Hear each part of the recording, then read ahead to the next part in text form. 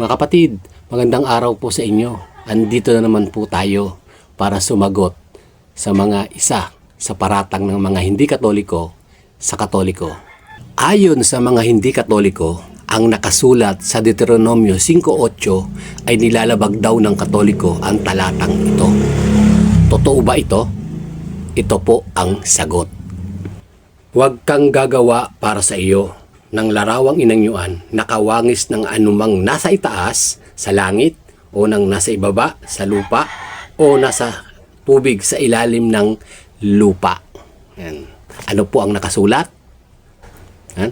Sa langit, sa lupa, sa tubig, sa ilalim ng lupa. Ang talatang ito ba, no excuse, maging larawan ng tagalangit, bawal gawan ng ribulto?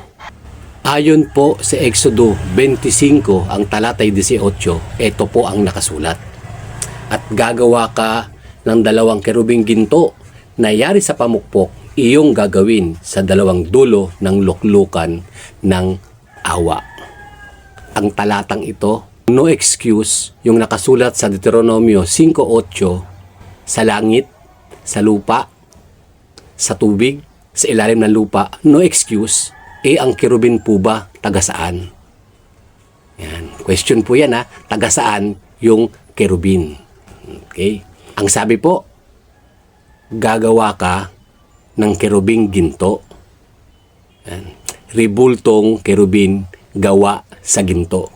At ang kerubin, ayon sa talata, taga saan? Taga langit po ang kerubin. Dahil ang kerubin, isang anghel. Salamat po sa inyong panonood at pakikinig.